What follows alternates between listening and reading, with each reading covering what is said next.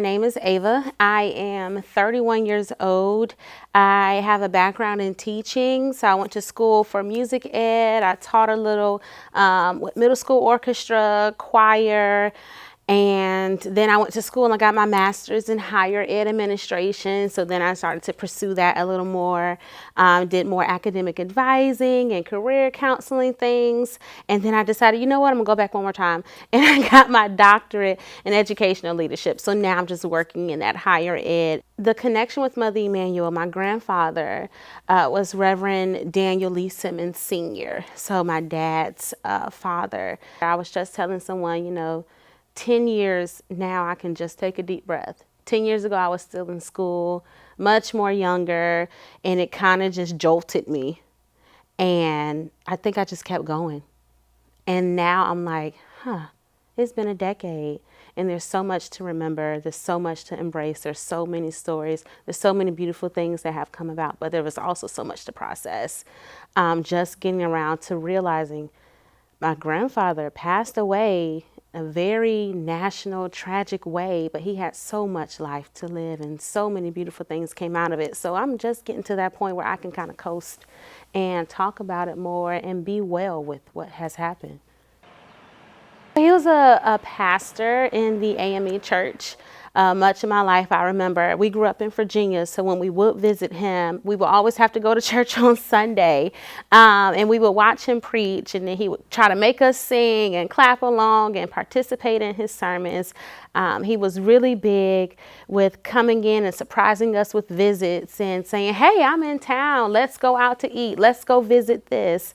And then giving us a true Charleston-like experience when we did come down to South Carolina, and we would stay with him and watch the big TV and stay up at night. He lived close to the beach, so maybe we would swing by, but that was much of what I remembered about him. So I don't think it was strange for him to welcome him in and just say, hey, come on and join us. This is what church is. We are more like a family. We want to welcome you into this family culture. It was jolting to see that such a safe space and a calm space and a space where we go and our community will feel revived and rejuvenated. This is where we go to kind of get refreshed. And it's midweek. We definitely need an uplifting word after Monday and Tuesday. We need something else to keep us going, to get us over to the weekend, and then to see it change just in a blink of an eye. It is it's strange. It's very strange because you do not think that a church would be a target of something like that. And so that was a little scary. But it definitely, for me, it didn't make going to church still hard. It's still my place that grounds me. And so I still go. I'm still there. It is what I believe. It's what my grandfather believed. It's what it was instilled in us. And so we embrace the doors every week of our weekly worship, and we continue on in his legacy in that matter. It is definitely a grounding place. It is a daily practice. It's not something we just put on for the moment. It's something that we kind of exercise in our daily walks. And so I think that my grandfather is proud that we're still going and going strong. I was home. I was a commuter student. So I was at home that night, long day of classes, and I'm trying to rest in my room, and my mom and dad are just like pacing the floor. And I'm like, what is going on? And they have every TV on at the house. My dad is on the phone, and I'm like, what is happening? And then we see my grandfather kind of glimpse past on a gurney. And I'm like, that looks like granddaddy. And my dad was like, it was a shooting. I'm like, a shooting where? He's like, at Bible study. I'm like, we're home. What Bible study? He said, in Charleston. I'm like, is that granddad? And he's like, yeah. And so I think I just stood there.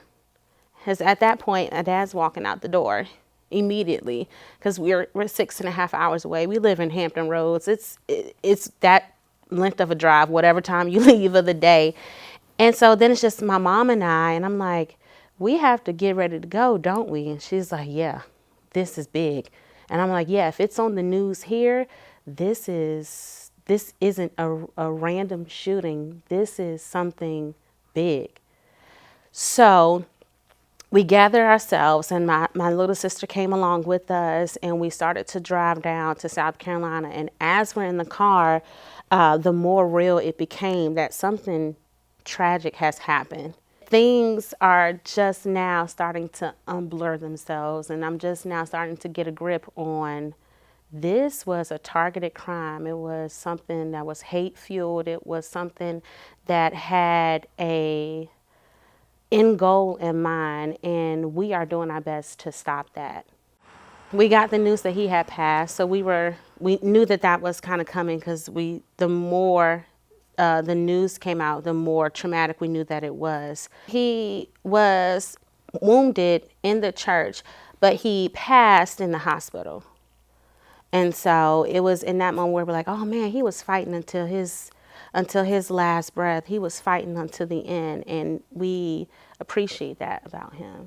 It gave us a second to kind of say, well, maybe, and if not, we're still okay. So we were talking about that and talking about what we were going to do as soon as we got there, not knowing that we would pull up to police presence and pull up to security and safety measures and pull up to a community of people waiting to give us what we need and giving us endless amount of resources. All of that took a lot. Normally when someone passes, it's just the family for a moment. You have an intimate moment. You have time to kind of take a breath and regroup, but we didn't have that. We had to keep going. And so we pulled up to South Carolina, and we gathered as a family. At this time, all of the family is present, and we said we need a plan going forward, because we are not going to get a chance to it just be us right now. We're not going to get a chance to grieve. Clearly, this is bigger than we thought it was going to be, and so we kind of divide and conquer from there. There was a lot of outpour from the community, from our community in Virginia to local and national based. A lot of people were praying for us. A lot of people were giving us things that we didn't know that we needed. A lot of people, in a sense, that were close to us were protecting our space as much as they could. A lot of people were covering us, in a sense, in that moment, because we were so vulnerable and it was so exposed, if you will. We felt like almost we had nowhere to go, no safe spot. But our community stepped in and reassured us that whatever we need, that they would provide for us. And that was good. We were overwhelmed with joy. It was a good feeling to know that our friends, our family, our loved ones, and even those we don't know, they are here for us, that they agree with us, that this was heinous, it was hard, and it was not what anyone expects, and they were standing with us in that moment. I didn't believe that race was still a big target and issue in 2015. A lot of the times when we talk about race and things like that, we like to talk of it as a past tense situation. It's still very present. And so that is what has taken like a decade to kind of like, this is still an everyday battle. 2015 was 10 years ago. There's been so many incidents in between now and then. It's still an everyday battle. It is still an everyday topic. And so that is what has taken some time to come to terms with. We did attend Reverend Pinckney's funeral, and we definitely enjoyed President Obama's speech. It was uplifting, it was organic, and it was exactly what we needed as a family. He was the first service that was held, and so after that, we felt like we could go on and continue with what we had planned, and we could go on with lighter spirits, with lighter hearts, knowing that this was a tragedy meant to end in a tragic way, but we can celebrate and we can continue this celebration. We don't have to stop when it's all said and done. We can keep going and we can celebrate every year. We can choose joy. Joy is a choice. Legacy is a choice. Happiness is a choice. And that is what I kind of hold on to in terms of now, when we're talking about now. That is what I like to hold on to. It's a daily decision. Forgiveness is a choice, and I chose forgiveness because it is something that I believe in. But forgiveness doesn't mean proximity to me, and it does not necessarily mean that I forgot what you did and that I forgot the motive. I forgive the action, but I'm still very aware of what the true intention was. And that is what I fight against. That is what I use my resilience for. That is what I persist against, is making sure that your motive is not the story and that your motive is not the legacy, but what and the why is what I choose to focus on. So you don't think that something like this can happen to you. And so when it does, you're like, well, I have one or two things I can decide to do. I can be angry about it, or I can fight the system, and I can fight in a more just way that does not have to contain hate, that does not have to contain violence, that does not have to contain rage. And that is, to me, what I've chosen to do. Going forward, I hope that it does the opposite of what he intended it to do. He wanted to incite a race war. I hope it incites justice. I hope instead that it's some sort of new reformation that comes about. I want us to talk about the history of what has happened and his why, and I want us to talk about it in truth. I want us to talk about the history and the true history of what race is and what unjust practice are, and I want us to go forward from that. I want some sort of rebirth to happen, some sort of revolution. I think it's time. He is not the only person that has targeted a community of people, that has targeted a sacred place.